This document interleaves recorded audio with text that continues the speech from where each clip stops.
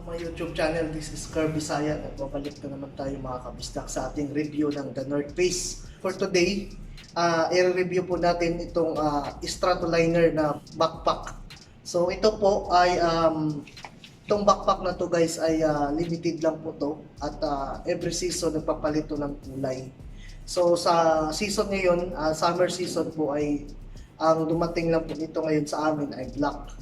So mga previous na season po, mayroon siyang iba-ibang kulay like green at sa may off-white din po.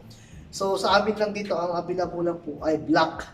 So before tayo mag-review ngayon guys, ay kung bago lang pa kayo sa aking channel, please subscribe muna sa baba po. At paki-suggest, may comment box dyan. At paki-like din po. At paki-pindot din po yung notification bell para ma-updated kayo sa aking mga vlogs. At kung magustuhan nyo rin po, pwede rin po i-share nyo ang video na.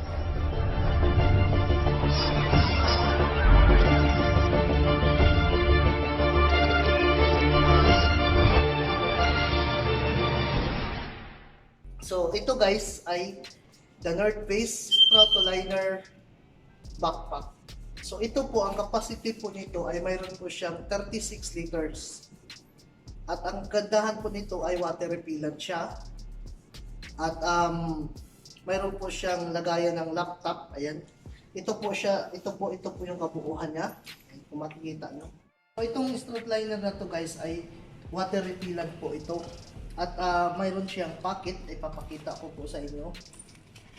Itong main compartment niya. So ang kapagkaiba po nito guys ay mayroon siyang main compartment na malaki, at ang kagandahan po nito ay hindi kagaya sa normal na backpack ay yung open nito, ang open po sa dito lang sa front, sa top head. Ayan, sa Pero ito kasi guys, pwede mong ma-open siya. Pwede kang makapaglagay ng maraming, ma-organize yung mga damit mo na ilagay mo, kasi para siyang luggage. Ayan. So ayan po yun. Ayan, tanggalin muna natin. Ayan, nilagyan kasi namin itong ng papel. Ayan. So guys, kung makikita nyo po yan, ayan. So para siyang traveling bag yung trolley. Kasi pag yung trolley kasi pag binuksan mo ganito po siya At saka mayroon din po siyang lock dito para sa damit, para hindi siya mag-move yung mga damit mo. So ayan po. So may logo siya. Kung makikita nyo, nakalagay po never stop storing. So yan po yung sa the norhface. So ayan guys. Kung maglagay kayo ng mga damit nyo, mga sapatos, ayan, kung mapuno niya. So by compartment nyo, ayusin nyo lang pagtupi, ayan. Saka nyo i-lock para hindi siya mag-move. Ayan. So aside po nito guys, ay mayroon din po siyang pocket na maliit dito na pwede kayo maglagay ng mga small things. Ayan. Ayan po. So ito po yung main compartment guys. Ayan. Palang dito na mga pocket din po ng mga maliliit. Pwede nyo pong malagyan both side. Ayan. Kita nyo, both side po yan. Ayan. So pwede kayo maglagay ng mga small things dyan. So close mo natin. Ito, nakita na to. Pocket din. So marami siyang compartment. So i-close mo natin itong main compartment. So ayan.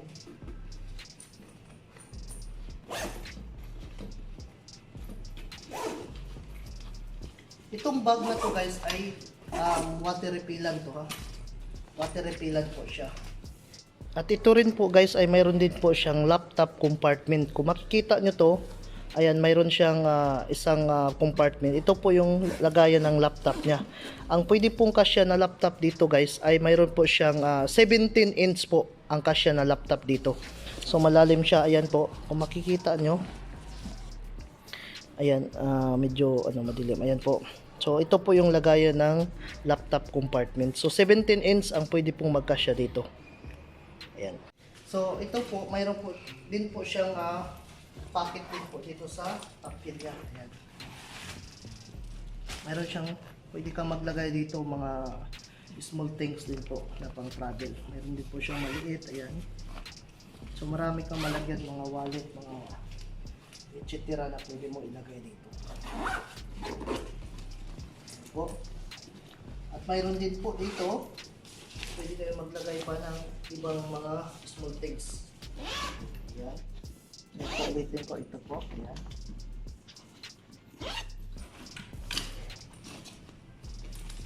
At dito. Ito yung nakamin. So, mayroon din po dito sa ilalim, kung makikita nyo. And mayroon din po siya. Ayan. So, kung gusto nyo i-expand, pwede rin po. Ayan. Yung makikita nyo yan. Yung sa loob.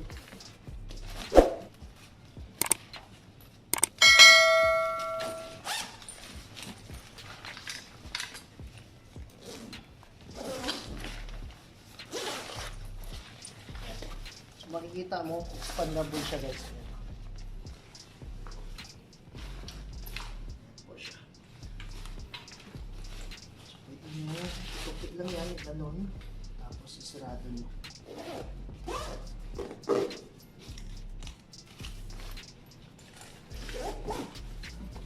Ang price po nito guys, sa coin dinar po ay 64 KD. So, sa Pilipinas po, sa piso po ay nasa mga almost 10,000 po ang price po nito. So maganda siya kasi mayroon din po siyang protection sa likod, mayroon siyang foam para hindi masakit yung likod mo. Ayan. At mayroon din po siyang lock, pwede mong ma-adjust. Ayan po. Kung gusto mong ano ba, kung medyo loaded na yung bag na yan, pwede mong i-adjust dito. Kapag pakita ko sa inyo. Ayan.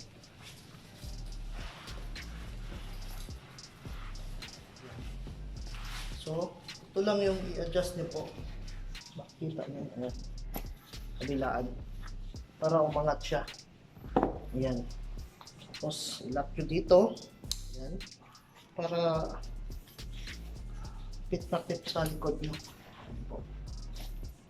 So, ito po yung Stratoliner 36 liters.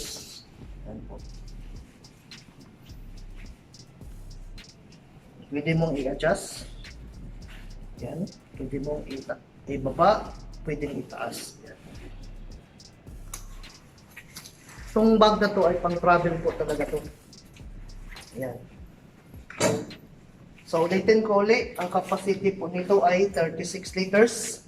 Pag empty po siya guys, ay nasa mga 3 liters lang pag walang laman. Itong backpack na to. So, tandaan ito, kahit tag-ulan-ulan, kasi sa Pilipinas, sa Asia, maulan doon eh, minsan eh. So, maganda to kasi hindi siya pasukan ng tubig. Kasi water-repellent siya. So, ayan po. The norhface Stratoliner 36 liters. Ayan. So, sana guys, itong video na to ay magustuhan nyo. Itong review na to ng the norhface Stratoliner 36 liters.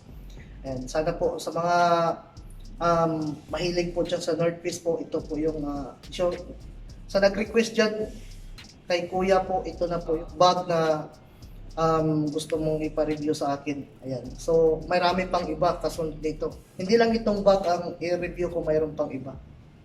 Ayan. So, dito na lang ako guys. At sa mga hindi pa nag-subscribe sa akin, don't forget to subscribe. Like, pakipindot yung bell uli. At pakishare kung magustuhan nyo. At pakicomment pa kung ano yung gusto nyo i-vlog sa akin, i-review sunod na video ko. Ayan. So, dito na lang po at God bless po. Bye-bye.